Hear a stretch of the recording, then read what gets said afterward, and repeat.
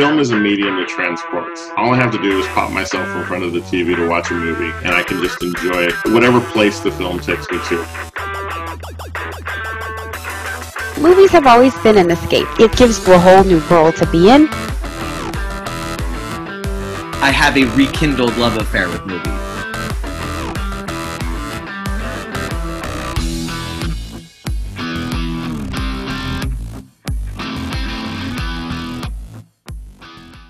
Welcome, everyone, to this episode of Real to Real Talk. I am Sergio Barrera, and I am joined by my other Real to Real talkers, Susan Chisholm and Paul Britton. Welcome to the show, guys.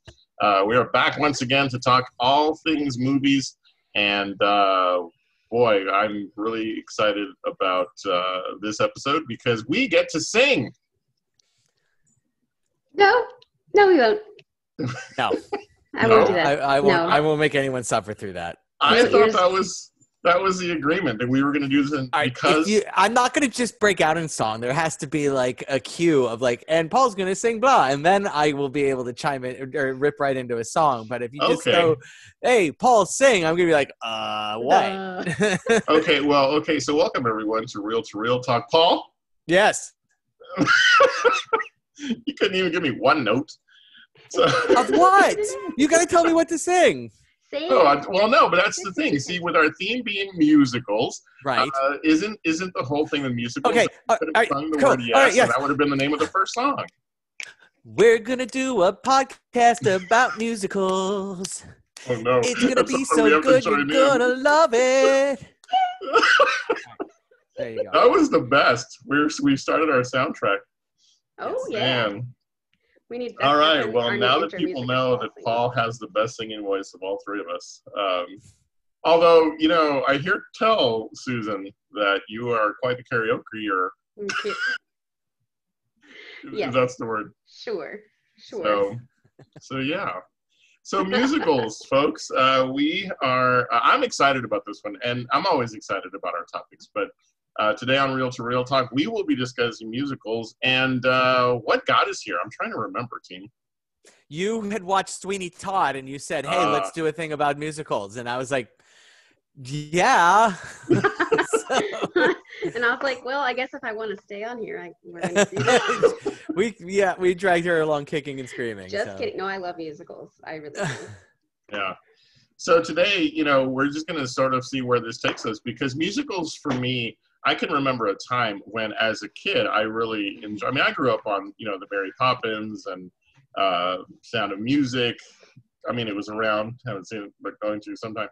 But these are the titles that were familiar to me. A lot of the Disney films of the time, and so musicals for me, I kind of went from understanding that they were a thing when I was a kid, and then in my sort of formative years and in my younger, time frame, I really wasn't a fan. But I have found here lately that I really enjoy the genre. And so I thought, we can talk about sort of our experience with musicals, some of our favorites, what we like, what are some unique ones out there, and just see where this journey takes us.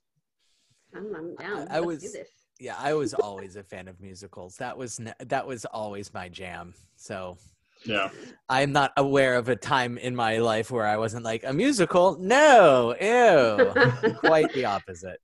Can we recall? Oh, go ahead, Susan. No, I was just gonna say, like when I was a kid, it was like we had that one or two tapes, and it was like The Wizard of Oz and Sound of Music.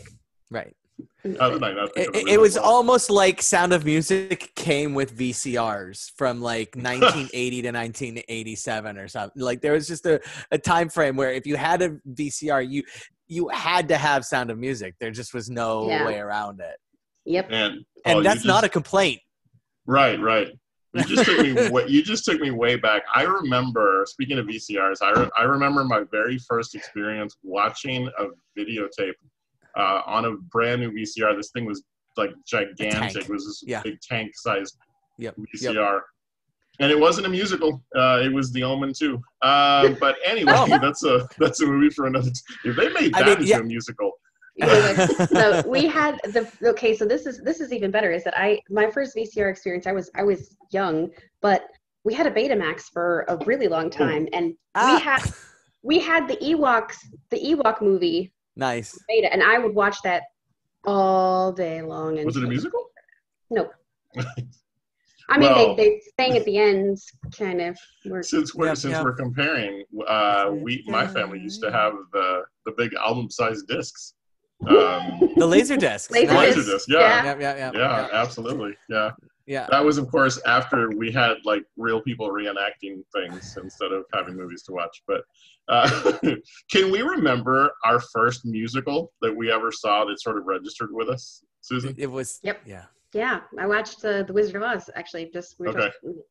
I remember that being really small, and I remember like laying on the floor, looking at the TV upside down, and watching them, looking at the Emerald City from afar, and I was like, I'm a kid, I don't know what I was thinking as a kid, but like, yeah, I remember that. That's cool. Paul?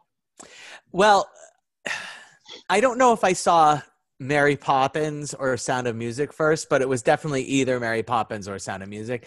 I'm going to just go ahead and say it was Sound of Music. It came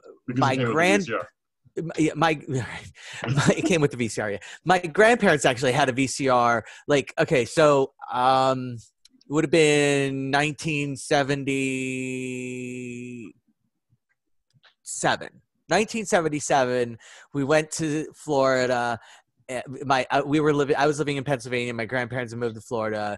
We went and visited them. They had a VCR, and they had like Oklahoma and like we watched Sound of Music. So like during that trip, we definitely watched more than just the Sound of Music. But Sound of Music was the first one, and it stuck out. It stood out for sure.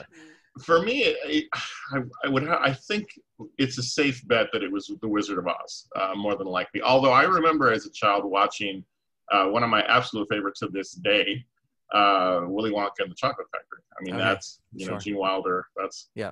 And so, again, it was one of those things where it was not outside of the realm of my movie watching as a kid to be exposed to these kinds of musicals. But I found as I get older, or got older, that whether or not you get into musicals really is a choice. I mean, back then it was like, okay, you're going to watch this because, it was family fare, right? But as time has gone on, what do you feel what is it that makes musicals a genre that stands the test of time, that continue? Why are musicals still made? And now in the case of, say, The Greatest Showman, this is a musical made just for the screen. It isn't about, a stage play converted into, or a stage musical. What would you guys say what is it about musicals that make them last and continue to be created? So what I was saying is that I think that you touched on it when you said it's family friendly. Everybody can enjoy it. It's not just something that the grown-ups can sit in the room and stare at, the screen, and the kids have to be in the other room because, there's something going on and you don't want to see this right now, So I think that's probably it, and that there's 1,000 topics that they can choose from, and they still choose to make them all pretty much, for everyone. Yeah. And music is something that doesn't change over the ages. It's always a consistent medium, and styles will change, but you can always reach someone by music. Yeah, and the important thing with musicals is that they continue on, is that they modernize, and they continue to, like, just like any art form, it evolves with time, and it keeps up with the the musical norms that are occurring now. And you look at Hamilton as the perfect example of that, like where it's very modern in what it's going for, while still holding on to the tradition of musical theater. And I think for me, the better musicals,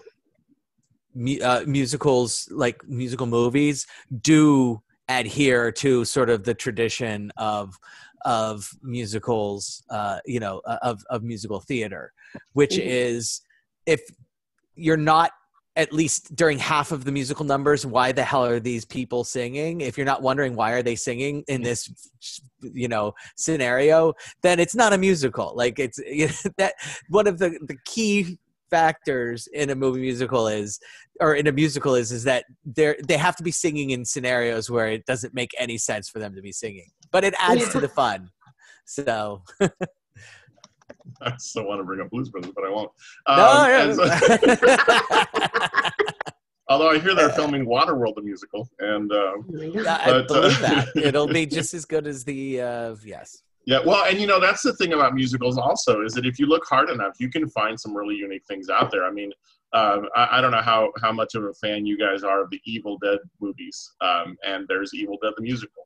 And in the same way, Rock of Ages was, created for the stage, but it became a film in which Tom Cruise was, one of the stars, and which I love that movie, by the way.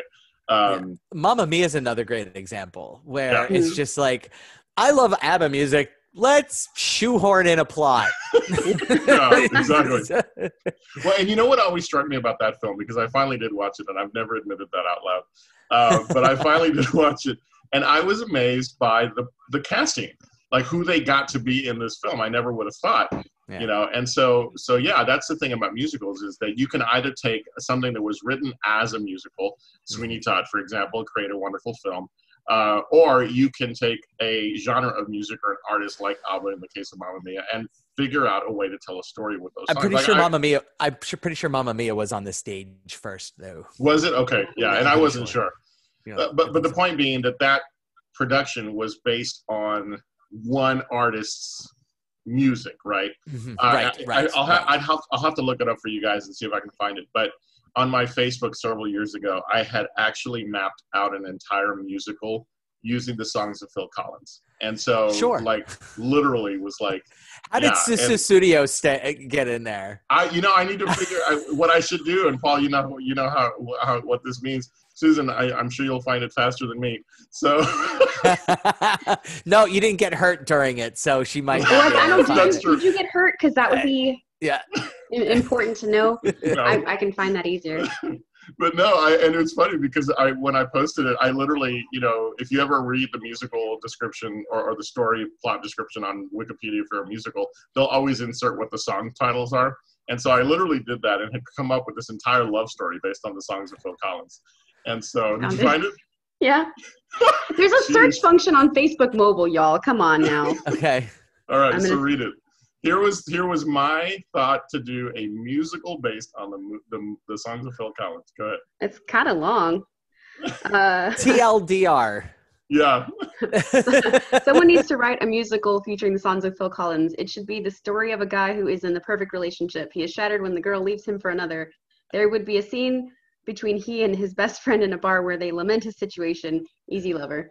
Then later in the show, he would meet a shy, pretty girl that really has a thing for him, and things start to go well, groovy kind of love. However, just as he's about to tell the new girl he loves her, things get complicated because the girl from previous relationship shows up again, and now he is conflicted. I wish it would rain down. He tells the new girl he is unsure, and she rushes out heartbroken, and he realizes he doesn't want the relationship from before, which leads to a duet between him and girl number one, Separate Lives, where when he finally tells her it's over, again desperately tries to find the new girl whom he realizes is his true love, but is unable to. So on a park bench, he bears his soul in a song against all odds. The new girl overhears him and they reunite overjoyed. Something happened on the way to heaven. At the end... Even I'm thinking it's corny. Huh? Even I'm thinking it's corny.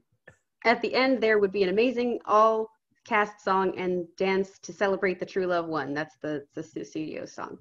Holy crap, I think I just wrote it. I'm going to go put this playlist together, you said. So. Okay. I do want to point out that at the end of the first night, there would be a riot because In the Air Tonight wasn't part of the show. Right, and so I had to decide how dark do I want to make his. There is no deciding. It decides for you. You put In the Air Tonight in the show after the breakup in the beginning, or just they sit down and watch an episode of Miami Vice, and it's playing just something. Oh my but it's got to be in there. Yeah. Well, at some point there's got to be.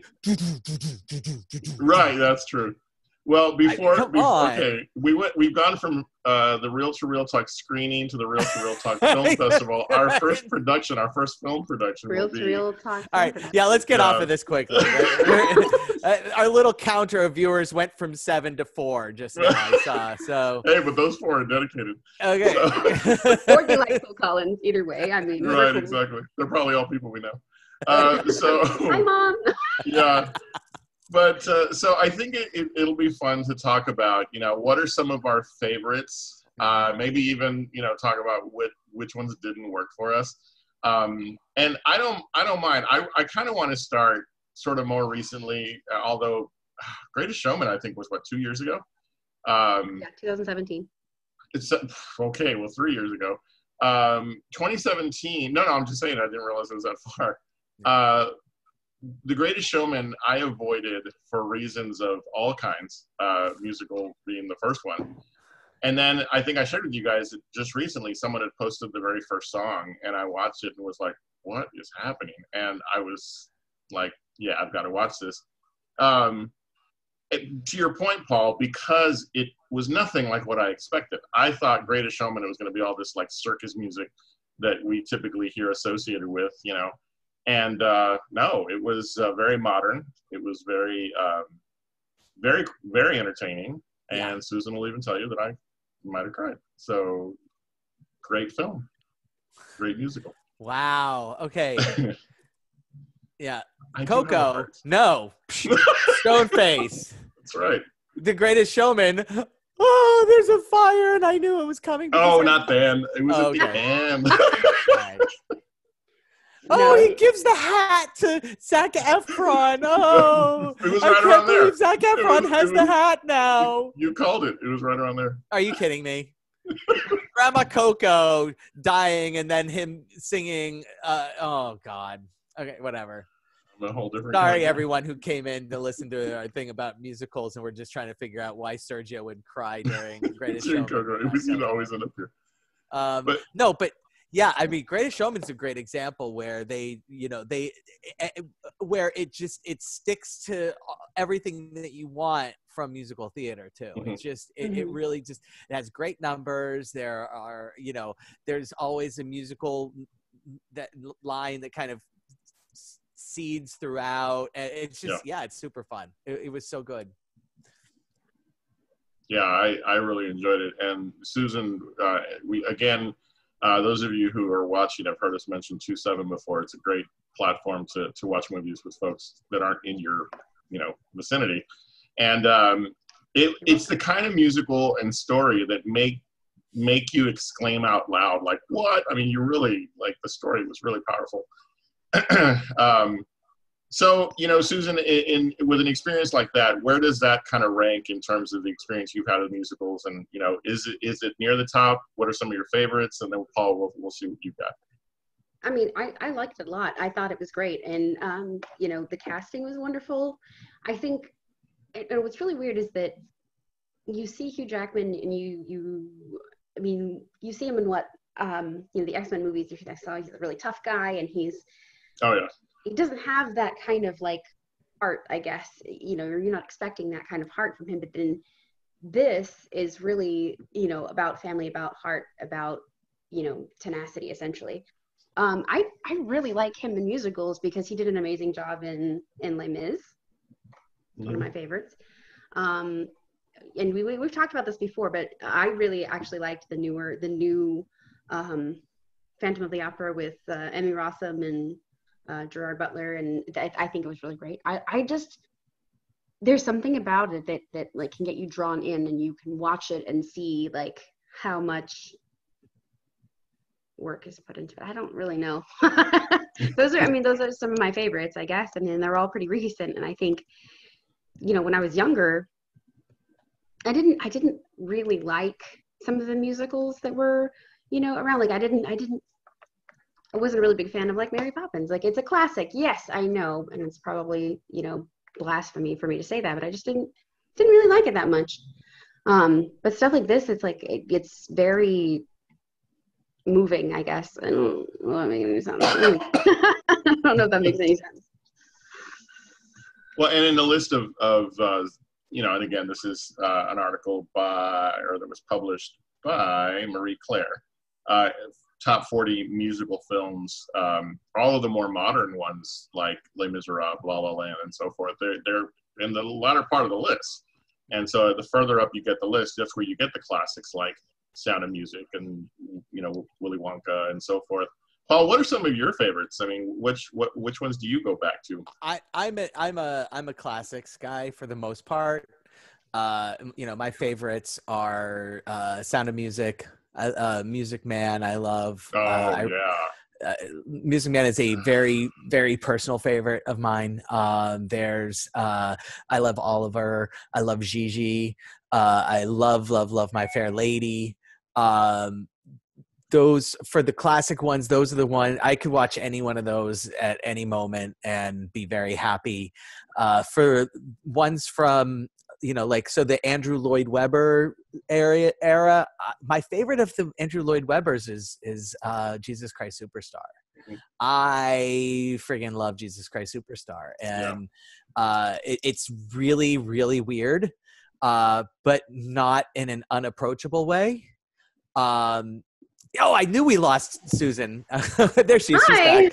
Like, Susan was like not moving, and I want it every once in a while. I've seen her like freeze up like that, but then like she'll move, and you're like, oh wait, no, she's just staying still for a moment. But that time I was like, no, it's rare. I know. Yeah. Well, I'm talking about Jesus Christ Superstar. I'm looking at the picture of Susan. I'm like, I think she's actually frozen this time. She was just being attentive. Yeah, but like, so like, I have problems with the ones that Susan mentioned, actually, both Les Mis and Phantom of the Opera. Les Mis being the better of the two. Problem with Les Mis being what's his face is just horrible. Not Hugh Jackman, but the other one, Russell Crowe. Oh yeah, okay. Cannot sing. Like, just you can't do that. I can't do that. Can't. He's in it way too much for him to be there and not singing. Like, it's just too much. Who would you cast? And anybody that can sing. Like, I understand they need. I love it. I understand that they need a star, so I get that. Yeah. But I just kind of feel like you just get somebody. Just get somebody, anybody. I don't know. Bruce Willis, he has an album, for Pete's sake. Yeah, that's a good point. Throw a wig on him. Put a hat on him, and don't tell him don't worry about sounding French. Russell Crowe didn't. You don't have to either. You know. So it's funny you say that, because I didn't know enough about Eddie Redmayne at the time, and that was one of my very first sort of exposures to him. And I was like, this is he's like a sort of a throwback in that he's a great actor and also a great singer. So yeah. That maybe but is like why Phantom of the Opera, for me, Phantom of the Opera was a bit of a mess. But so recent ones, I love Chicago. Chicago is so good.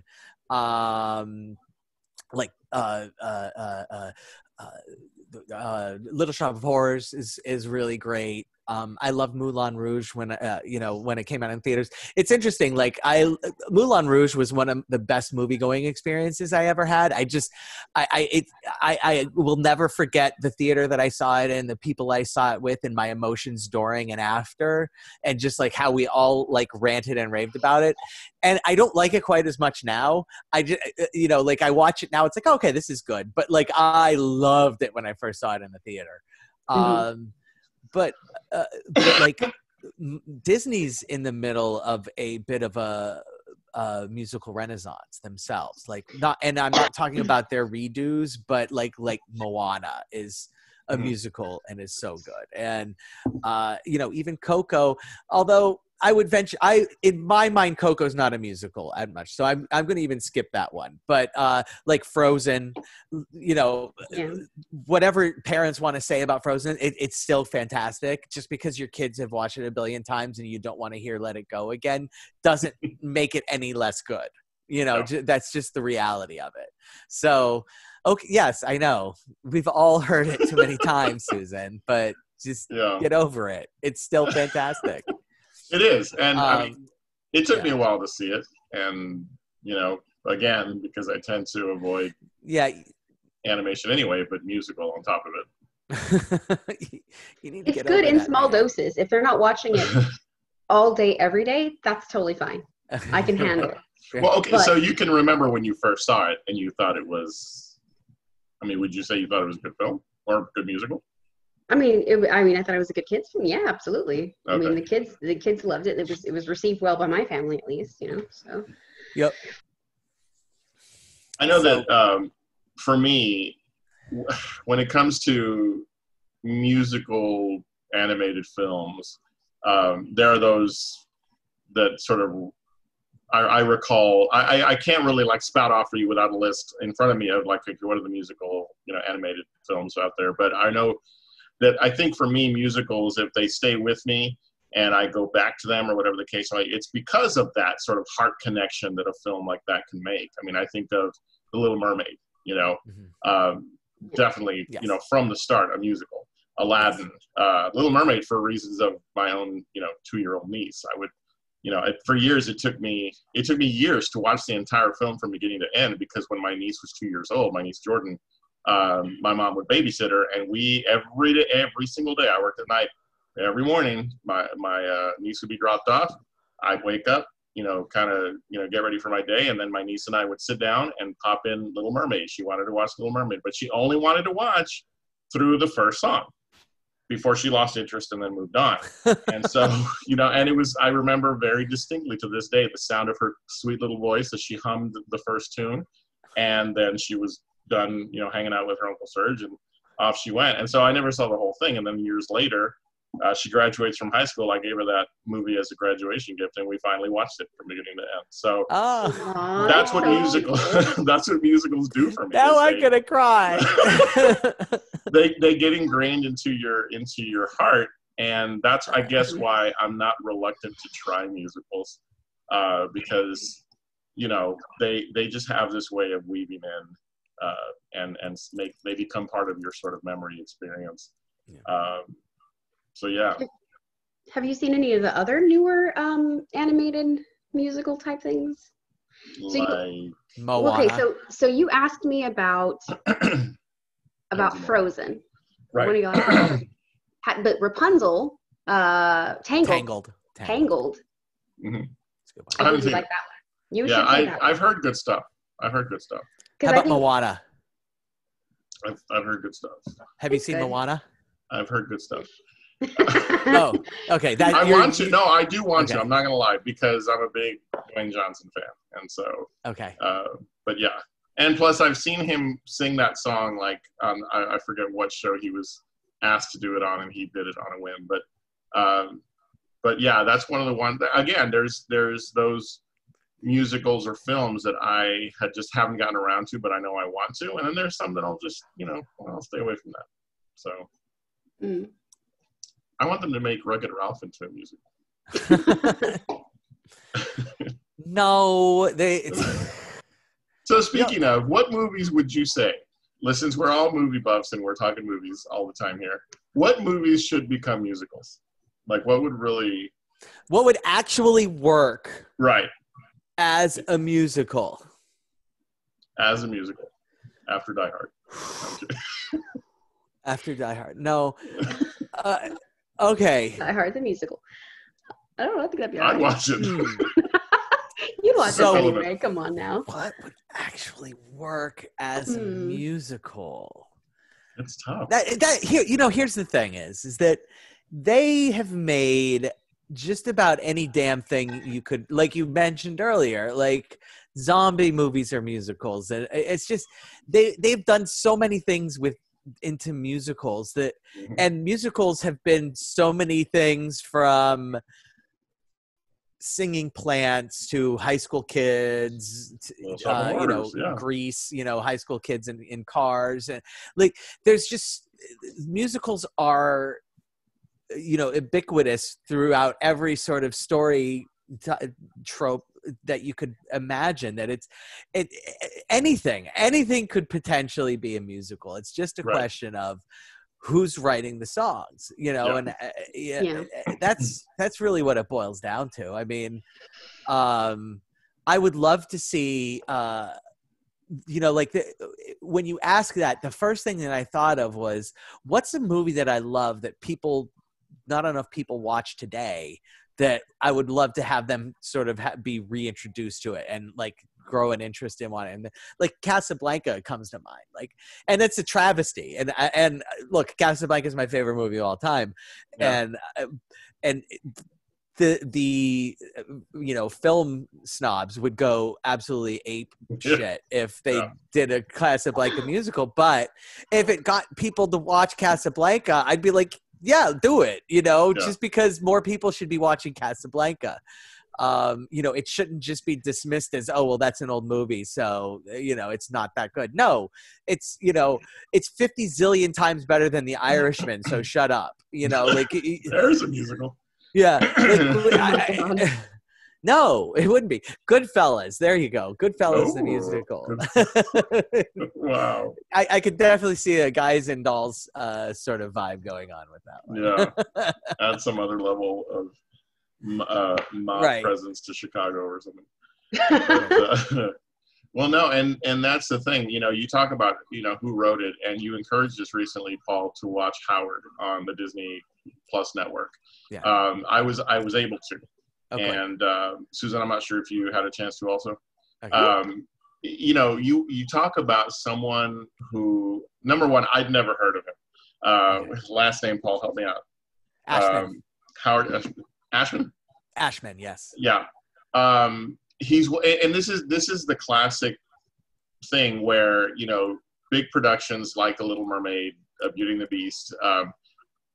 You see what's in front of you, and you forget that there's all those names that scroll past on the credits after an animated film. They're people who are unsung in many cases. And Howard Ashman, while he did win his Oscar and so forth, I wasn't able to name him before you encouraged me. Mm-hmm. Yeah, you're correct. He did win too. But until you named him and told me about the documentary, Paul, I wouldn't have been able to say that I knew who he was. And yet, what a compelling story his is. The life that he led, and how, from a child, he knew that he wanted to be involved in, theater, songwriting, and so forth. And he left us with some of the most amazing, memorable songs, ever. And he was taken with half of a lifetime to continue to offer up that kind of amazing talent. It's so sad. But we're cutting way too early into that. Let's, Sure. Well, but yes, it makes you wonder, what are some of the other people that have gone out there and made, some things that you've just never even heard about, and you don't get access to. Yeah. I mean, it's crazy. All right. So if you had to rank, from your experience, the top 5 musicals that you go back to constantly, for me, it's, the 5 that I would name, for instance, begin with Willy Wonka and the Chocolate Factory. Yeah. You would have to include The Wizard of Oz, just because, again, a lot of great memories sitting in the front of the TV with my siblings. But then I love the more modern ones. Sweeney Todd, one of my absolute favorites. Can't say enough. I have a confession. Yeah. And for people who are musical theater geeks out there, you're going to never like me again, and you're going to send me hate mail and stuff. I can't stand Stephen Sondheim. Really? Can't stand it. I cannot get into Stephen Sondheim at all. And Sweeney Todd is like the rare exception. Like I can stomach it because I think it's because of the Tim Burton thing going on. But normally Stephen Sondheim starts, and like somebody like a musical will start, and I'll be listening to it, and I'm like, oh, I don't like this. What's going on? Who is this? And 9 out of 10 times it's, oh, this is Stephen Sondheim. Like a funny thing happened to the way to the Forum. Nope. Into the Woods. Nope. Just I do not like Stephen Sondheim. But I interrupted. No, I was just saying, if there's a way I could make my square move away from yours on the screen, I understand. I don't blame you. I own it. I understand. I am in the minority. One of my very best friends on the planet is a Broadway talent agent, and she loves Stephen Sondheim, and she knows this about me and accepts me for who I am. So I appreciate that. Those are good friends to have. Absolutely. Yeah, so. And you guys know how fickle I can be sometimes. Greatest Showman just leapt into that group of 5 movies that I'll take, 5 musicals that I would take with me. This is my shocked face. Yeah. Well, no, I mean, because it was so catchy, and I was like, I didn't know what to expect, even though the first tune caught me. The rest of the film I really loved. I was like, that whole sense of like when all of the performers, they've gotten into their, this is who I am, and I'm gonna be awesome, and I don't care what the world thinks. That kind of stuff, shoot, that goes with me for miles. And number 5 for me, you have to include. Gosh, it could really be any number of Disney films, but Little Mermaid's always going to be on my heart, and that's going to be on my list of 5. So, Susan, what about you? You're 5. You had to go to a deserted island with only 5 musical movies. You have a VCR. I'm changed my mind. Okay, bye. So, I mean, I'm not going to put them in any kind of order or anything like that.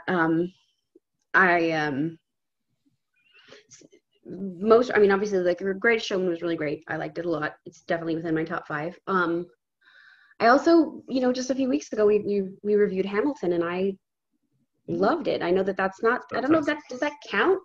Yeah. Okay. Yeah. I mean, like I said, I don't know. I would say so.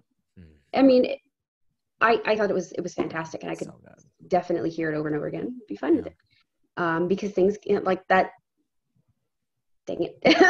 That song gets stuck in my head. And I woke up one morning listening to it, and I was like hearing it in my head, and I was like, "Which one?"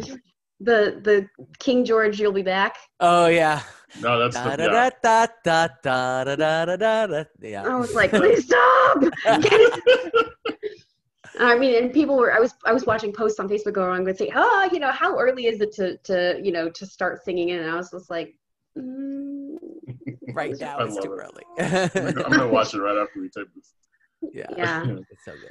I mean, I was gonna say probably I really like Wizard of Oz because it's something that I had from being a little kid. Paulo, I'm sorry, I really liked Les Mis. I thought it was okay with. That's okay. Russell Crowe. I mean, he did. I'm not gonna judge you. Okay. And I'm actually going to say Tangled because it was one of the ones that I could stand. Like watch it over and over again, and it's not one of those things, one of those ones that gets annoying. It doesn't get old really, really good. And I thought it's got a great story too. I think that's it for me. Right? I'm with you on Les Mis. I know that it drove me to really, really seek out the soundtrack, and I didn't settle for the soundtrack from the film. I actually went and tried to figure out like what is the like Broadway cast version I should find, and I looked up and researched, and there's beautiful music. Wonderful. I love the musical Les Mis. I'm just talking specifically about the film. Yeah. I never would have seen it if it hadn't been for my husband watching it. He saw it when he was on a trip in high school to London Theatre, and he saw it live. I never would have watched it. Mm-hmm. And like watching him and like, glancing over, and he's like, and I mean, and he's going to shoot me for that later on, I'm sure. But like watching his face, and like he got chills at some points. Like I could see like the hair on his arm stand up. It was just like watching how passionate he was about it, like really got me into it a lot. And so I it's get to the point where I can hear songs now, and I'm just like, I'll be the first to tell you, I was in the theater. Again, I watched it the week it opened, and on my own, when Samantha Banks started singing, that's how I learned who she was. And I looked her up, and she sings that song, and Serge's got a big old fat tear just rolling down his face. It's like, and then, she dies at the end. I'm like, what is happening? It's just this emotional. Spoiler alert! It's been out for 8 years, at least. The movie. The movie's been out for 8 years. Yeah, even the musical, if you don't, if you don't know that by now, you've not been paying attention to anything. There's something really, really. So Paul, what are you playing on your VCR on the island? Okay, so Sound of Music is coming with me. Music Man's coming with me. Jesus Christ Superstar is coming with me. And see, so the next one is the entire Disney film library compressed onto one tape. It's a big tape. I refuse to say, well, do I do Mary Poppins or do I do, no, I'm just the whole film library, compressed, magic, so boom. Done. It's my top 5 list, and that's what I'm doing. And then number 5 is tough. So number 5, I mean, it's it's probably the most recent that I've watched of whether it's My Fair Lady or Gigi or Oliver or Chicago or Little Shop of Horrors. Is there another one that would be on that list? Probably something from that group. Something from that group is coming along. Yeah. Little Shop of Horrors is so fantastic. Yeah. And apologies to Oklahoma. And apologies to King and I. These are great movies that I do love, but we're just doing 5. So, and I had to use magic in order to get the entire Disney library into one tape. So, well, what we could do is make sure we end up on 3 relatively close islands, and that way we can watch each other's. We can visit. There you go. Yeah. And watch. Watch each Susan can hang on to her Les Mis tape though. I'm good. Oh my gosh. We need Fight Club the musical. That's what. Yeah, sure. Oh no, Susan, we can't hear anything you're saying. Too bad. Or 7 the musical. Oh no. That's I was better. Gonna say that earlier whenever you said what movies can we make into musicals, I was like, well, we could do Fight Club. Yeah. But it never got back around to me, so that's fine. The songs of Phil Collins. They did Fight Club as a musical already. It was called West Side Story. Oh.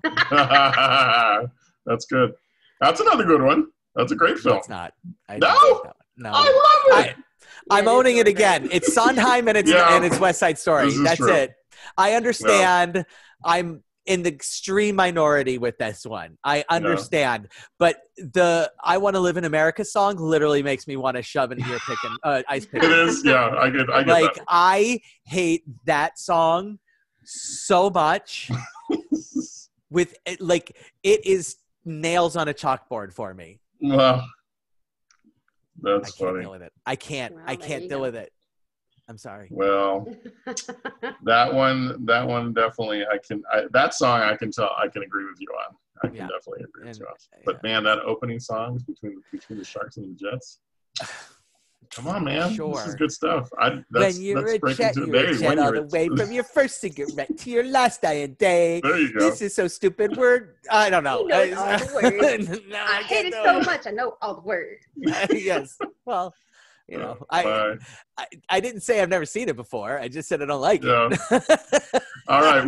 Where do we all land on Grease? Oh, love Grease. I was literally just thinking about that. I was like, of all the musicals we've mentioned, not a single one I've mentioned. Oh, it's coming I did mention Grease. No, in passing, I made a reference to, I was saying, they've made so many different things into musicals, including high school kids racing their cars. Yeah. That's not what I heard you say. So that makes a lot. Okay, that makes more sense than what I heard you say. I was like, but yeah. No, I'm a big fan of Grease, and I feel like Grease gets bagged on a lot today. People think it's fun to not like Grease, and I don't get that. And I know it's like oh, it's so white, but it's it is so white, but that doesn't mean it's not good. I don't know. The only negative I have, which is it has nothing to do with the film, because I love Grease, hated Grease too, as most people should. But the reason that I have this thing with Grease and Grease 2 is because I actually had a tattoo done, and those movies were on repeat. Because my tattoo artist's kids were watching that while he was working on my piece, and it was too much Grease and Grease 2. And so now if the movie comes up, it's that's pain. Here's the bigger question. We have to see the tattoo. Susan asked about Grease. Here's the big one. What was the scenario in which you first saw Rocky Horror Picture Show? Great question. Are you asking both of us? Yes. So you have not seen it. Okay, good. Don't bother. Sergio, go ahead. No, I'm kidding. Because I have to explain Rocky Horror Picture Show, but my Rocky Horror feelings on it. But go ahead, Sergio. Yeah. So here's the funny part, because that reaction is a person who's only seen it once. Okay. And not in the right setting, apparently, because they have all of those, you're supposed live to go and people dance and dress up. Yeah. I watched it at home. And Okay. I thought it was hysterical. Okay. And I loved it. I thought it was great. So I first was introduced to it at home. Big Tim Curtin. Okay. Like, and I hated it. Like, I didn't get it. It was like, how is this a thing? What the hell is this? And then not long thereafter, I saw it live in at a movie theater where they had the toast and everything else. And then I was like, I get it now. Yeah. Like, it was just like, yeah, I get it now. This is awesome. This is amazing. And I feel like it's something that you can't, and I watched it alone. Like, so many people talked about it. It's like, okay, well, I'm gonna watch it, and I watched it alone. You have to have, it's the type of thing that you have to have there with someone that you like, and someone who loves it, and who can just, you can revel in its zaniness. And I Susan, and I mean this, Susan, don't watch it if you don't have people to watch it with. And ideally, if you could find a local production, like not a production of it, because they don't actually produce it. Well, although it was originally a Broadway show, Rocky Horror Show, but the Rocky Horror Picture Show, like, go to a local theater where you can bring bread and throw the bread and do all the other fun things. It's a whole thing, yeah. Yeah, it's a whole thing. Yeah. And then my friend, who I made reference earlier, who's the Sondheim fan, took me to the theater where the original New York theater where they first did the live stuff. And she actually used to play, I don't remember who she played. I'm going to say it was Magenta, but I could be wrong.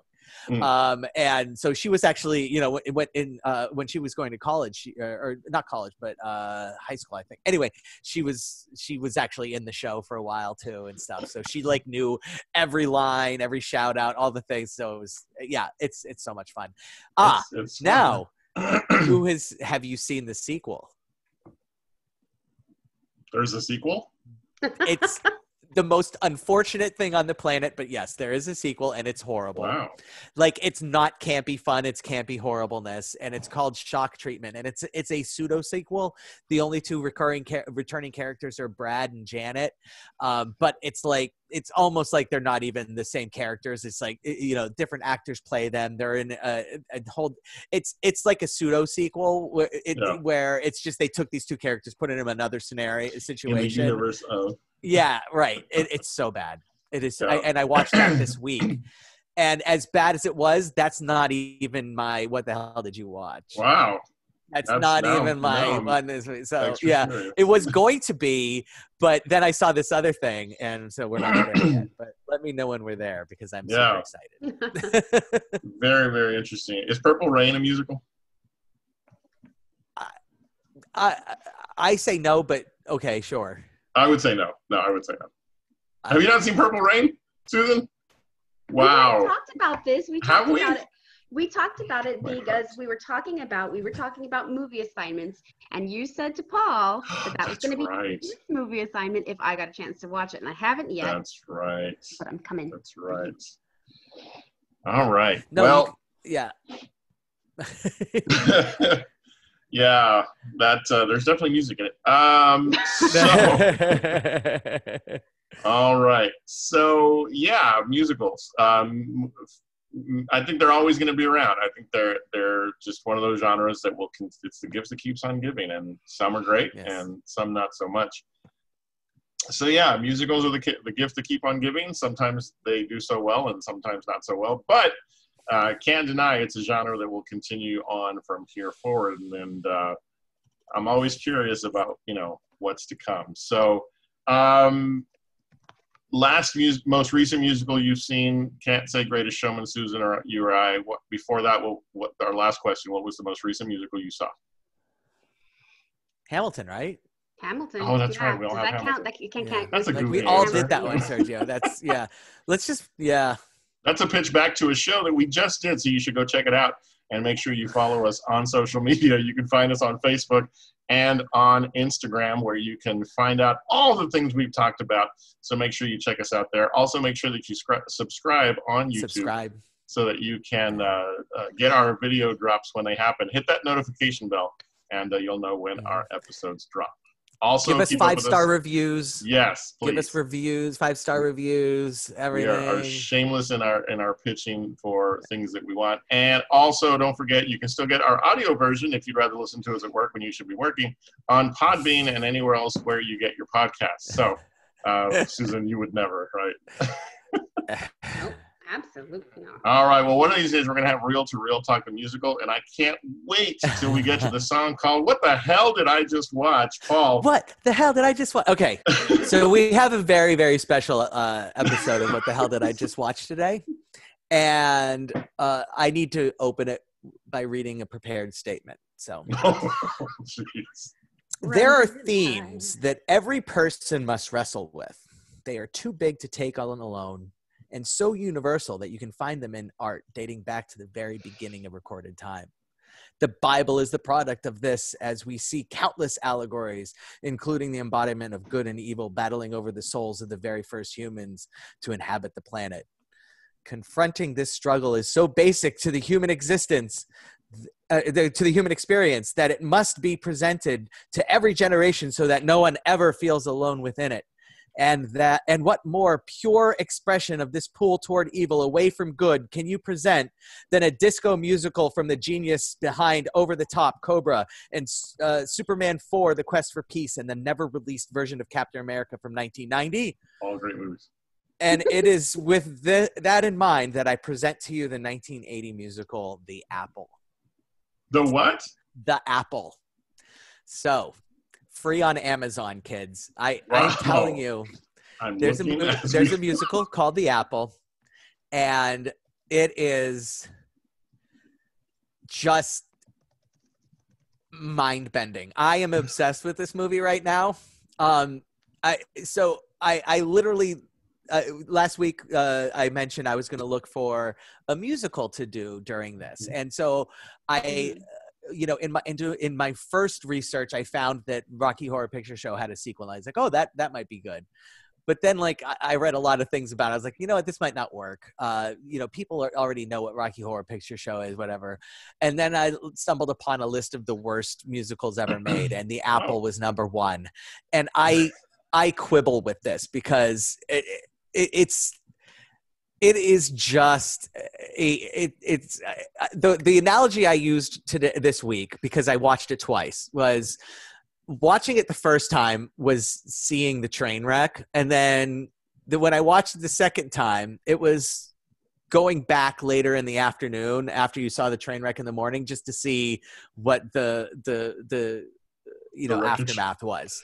See the wreckage, the aftermath, because it literally gets its hooks into you and does not let go.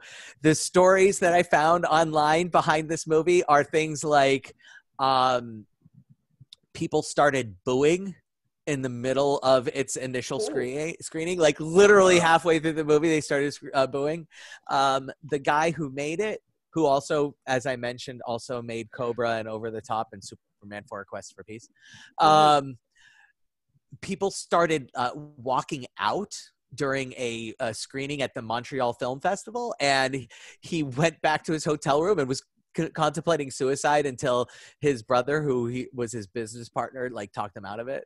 Wow. It's that, yeah, it's but it's so bad. I mean, the first 2 seconds, not the first 2 seconds, the first 2 minutes, the first 30 seconds, they're just showing some flags waving around, and then the music kicks in, and then it's the first musical number. And it's if you don't literally say out loud, what the hell is this? I don't know. There's literally something wrong with you if you don't say so. And the interesting thing about it is it's really, really difficult to figure out what the fuck's going on, because they do such a bad job of plot exposition. Right. So there is a, instead of the Eurovision song competition, it's now the World Vision song competition. So the movie was made in 1980. It takes place in the future, 1994.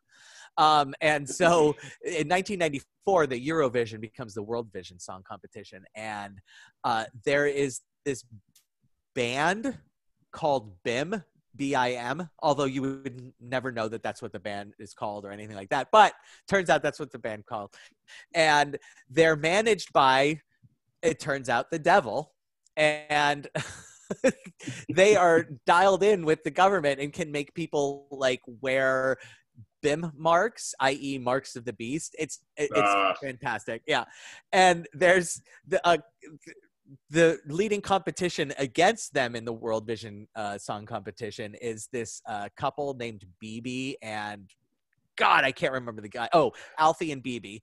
And why it's just not Adam and Eve, I don't understand. Like that's as perplexing of a thing as anything else that's going on in the movie. Like it's so obvious that it's Adam and Eve, right? That I mean, they might as well have name tags that says, "Hi, my name is Adam," and "Hi, my name is Eve," but their names aren't Adam and Eve. And it's like, what? You just thought that was like too obvious? You know, like you had it to be Alfie and BB instead, but whatever. Okay. Wow. They're from Moose Jaw, Canada. I mean, if you could pick a better place for people to be from. Alfie's accent, so the actor, I can't find anything about him online. He's not from Canada. He's not from the United States either. I think he might be German. Maybe. Possibly like Australian, but like just weird. I don't know. So I don't know what's going on. Survive this film is what you're saying. Yeah. So this was his one and only film, surprisingly. And this movie is such a treat. The best part about it is that I am thoroughly convinced right now that there is a fundamentalist church out there somewhere that has their youth group put on a performance of this movie every year, as just like the pure, like, you know, this is the horribleness that temptation will lead you to. And this movie, the best way I can describe it, other than just being a disco musical version of Adam and Eve, is it's like Rocky Horror Picture Show with every ounce of fun like sucked out of it. So like every, you know, subversive fun thing about Rocky Horror, where trans is fun and sex is fun and everything, you know, all of the horror things that you're taught are horrible are fun. That's the message of Rocky Horror Picture Show. That's fair, right? Oh yeah, Sergio. Okay, absolutely. So this is like no. That's wrong. That's all. And here's a musical to prove it. And we're going to use the musical stylings and production value of Rocky Horror Picture Show to do it. And it's like, but the whole point of Rocky Horror, the only thing that makes Rocky Horror Picture Show fun is the fact that they're saying, you know what, all this horrible stuff is fun. Right. Whereas now they're saying, no, that horrible stuff is horrible. And here's the bad music to go with it. And it's like, oh my God. And is it really disco? Yes. Like absolutely. Oh, well, yeah. 1980. By now, disco's dead. Well, it's the late stages of disco. It's the late stages of disco. So it's like, you know, the death of disco, and like they like the whole thing is that, like, you know, BB and Alfie sing a love song, and like everybody in the audience, you know, remember this is 1994. Everybody in the audience is like, oh, what's this? What is this? But and apparently the winner of the World Vision Song Contest is based off of heartbeats or something. I don't know. Like they don't explain it. But they just say, you know, during the BIM song, it's like they're up to 150 heartbeats, and then everybody, and then during the next song with Alfie and BB, they're like, oh, well, you know, the devil, Mr. Boogaloo, that's his name, Mr. Boogaloo. Wow. Says, well, yes, this song is good, but they will never get the heartbeats that BIM got. And then it's like, Mr. Boogaloo, they just got to 151 heartbeats. And it's like, oh, and it's so, I'm telling you. This movie makes the Reel to Reel Talk Film Festival. Absolutely. Yeah, and there's a song during the show that's like, you know, call the apple. Like there's an apple song. Like there's a song about the apple trying to get BB to bite from the apple. You know, and it's like there's Tiny Apple Juju apple is the line in the lyric that is just like, so I just thought, tiny apple, Juju apple, and I have that going through my head all the time now, and I can't get it out. It's impossible. And I am searching for people that have seen this movie so that I can have deep philosophical conversations about the apple. So if you have seen this movie, please reach out to Real to Real on social media and let me know. And I want to have a conversation with you because this movie is, I'm telling you, it's just an experience. And it's, you will, at the end of it, you'll be like, what the hell did I just watch? Well, we're going to be posting about this immediately after we finish recording because I want to see if there's anybody out there because it won't be me. So please watch it. No, I want you to watch it. I am not kidding. I need to have a conversation with somebody about this movie. I'm looking at the still image of the big ass apple that she's holding. Yeah. So yeah, I may have to check that out. That's amazing. Wow, the apple. How do I not hear about these things? But here's the other thing too. This is what I'm here to do. I'm here to bring it to you. The choreography is actually fantastic. Like that's the thing that doesn't make any sense. Is like they chucked all of their budget into the choreography because the choreography is fantastic. It is totally on point for a movie musical. Everything else is just, oh my God. So, the costumes are just everything you want from a 1980 sci-fi movie that it puts itself in 1994. Just the cars are basically just cars from 1980 with bubbles taped to the roofs. It's making me think of Flash Gordon. Yes, but even even worse. Yeah. That's fantastic. Well, The Apple, 1980. And where did you find it, Paul? It's on Amazon. It's on Prime. Amazon. Free. Gotcha. Free on Prime. Go figure. Free on Prime. There's no excuse. I am telling you, I had to watch it twice in the same week.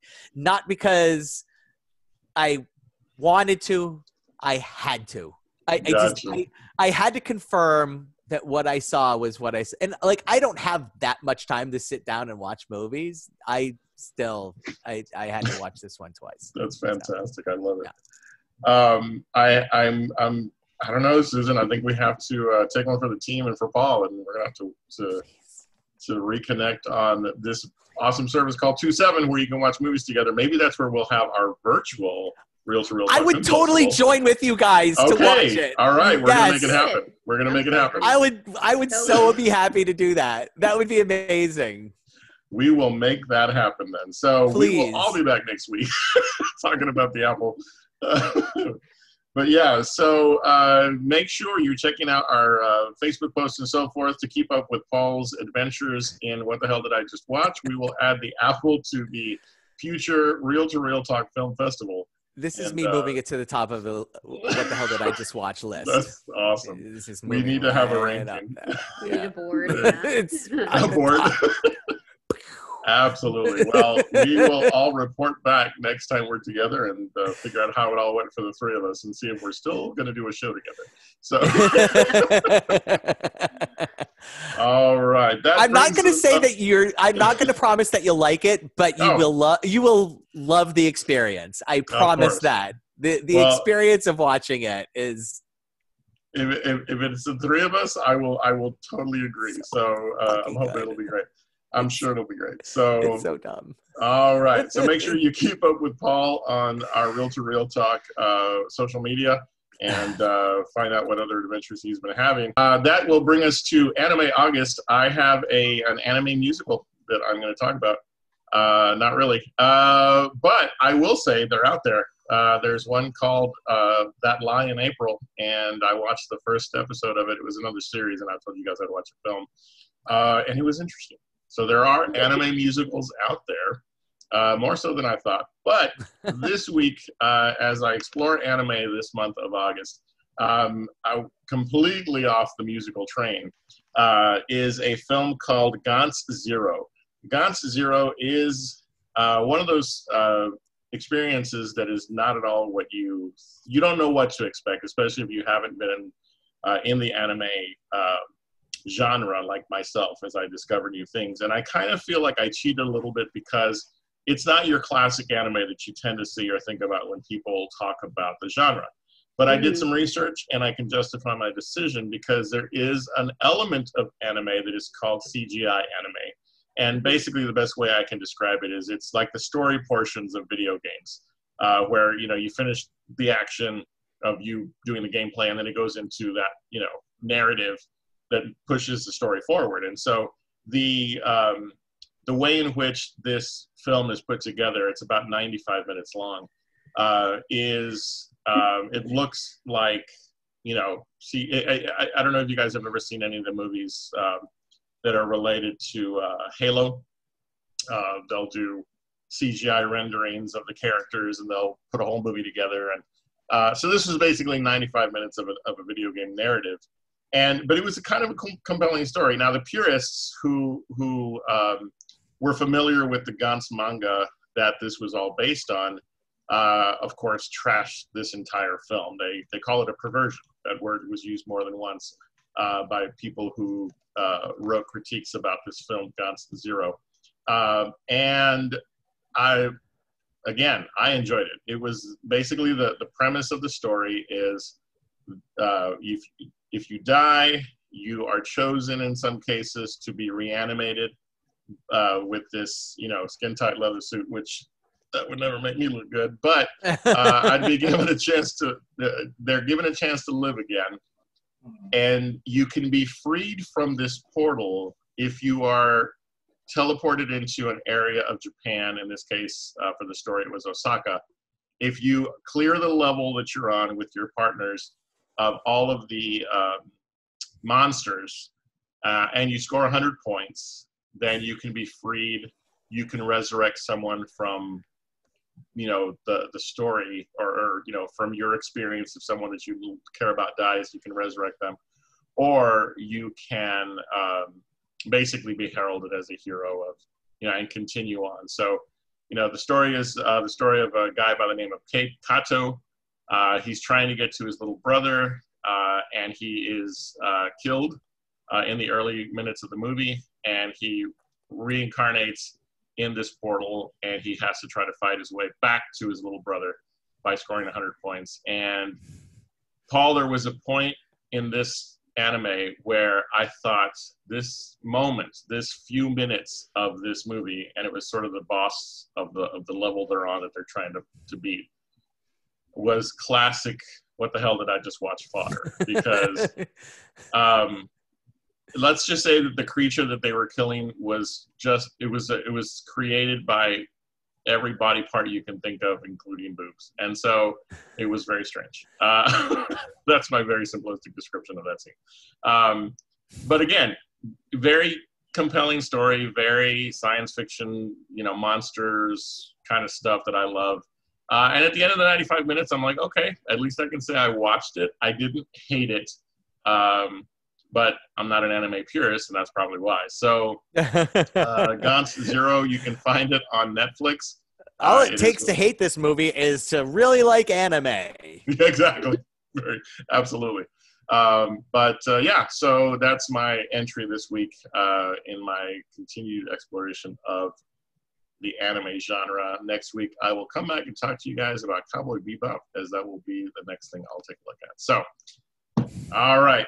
From that point, let's go ahead and move into this week's real quick reviews. Paul, I know you have something for us. Yeah. And you made reference to it earlier. It's Howard on Disney Plus. Yes. The documentary of the life of Howard Ashman, who is, a Disney legend. He did the lyrics for the songs for Little Mermaid and Beauty and the Beast, and most of the songs in Aladdin, although not the one that won the Oscar. So go figure. And as well as the lyrics for Little Shop of Horrors, and who passed away it's part of, during the AIDS epidemic in the late 80s, early 90s. And just, was probably either him or Freddie Mercury was the first one where at that time it clicked with me of like, whoa, this is kind of messed up. Like this is, I'm not sure which one passed away first. So like whichever of those two passed away first, that was the one where I was like, oh wow, there's something wrong. This is really, this is, this isn't just, it's impacting me, I'm upset about this. And like, it's horrible to frame something as horrible as the AIDS epidemic as, oh, how does it affect me personally? But that's just, it's just a sad, commentary on humankind, I guess. But that, that's just, and as you mentioned, I mean, just a really interesting guy. I mean, just like, who grows up and is like, look, I want to write lyrics I can't write music. I had no ability to write music at all, but just wanted to write the lyrics to Broadway musicals. Like that was it. That's what he wanted to do. And never wrote the lyrics to a hit Broadway musical. Like, and yet still wrote the lyrics to 3 of the greatest Disney movies ever made. If one of those 3 isn't in your top 10 favorite Disney movies of all time, you're probably not a Disney movie fan. Like you like something else and are being forced to create a list for some reason, it's just, if not all 3 of them, quite frankly. And it's tragic, but it's really good. It really taps into what was going on at that time as far as, how communities were being affected by the epidemic, and tying that into this what was going on with Disney at the time too. And it, somebody started cutting onions up at the end of the movie, and it was very emotional, very emotional. Howard Ashman passed away in March of '91. Freddie Mercury later that year, and again, that was, and to your point, it was like, I want to say it was November or September, October, November, Freddie Mercury. And that was when sort of the whole collective globe finally really felt like there was an impact, loss of someone significant, and Howard Ashman had passed. And again, shame on me for not even knowing who he was until I saw this documentary. And the documentary hits on all levels that you want a documentary to hit. It tells a very unflinching story. It's for the life that he led and the music, the lyrics that he wrote. These are some of the most recognizable lyrics in the history of, animated film. And so, Little Shop of Horrors is just, Rocky Horror Show transformed into Rocky Horror Picture Show, that's a Broadway cult classic. Little Shop of Horrors was a Broadway cult classic. It's off Broadway. That's where it started. It started in off Broadway. And I mean, it's just like, it's revered, and it's from this guy, and, just that. Well, and he gave that story life because it was a failure as a film. And he wrote the version we know now and made it a cult classic. Jack Nicholson is in that version, by the way. So fun little trivia. So you can catch Howard on Disney Plus. It is it's a very quick watch, but man, emotional, very emotionally wrenching. And again, I love to learn about things I don't know, and so I was very moved. I was being a great big Disney nerd. I was fully aware of Howard Ashman throughout. So his writing partner, Alan Menken. Did Newsies. Right, exactly. Just really talented people that this is where I need to pay better attention to.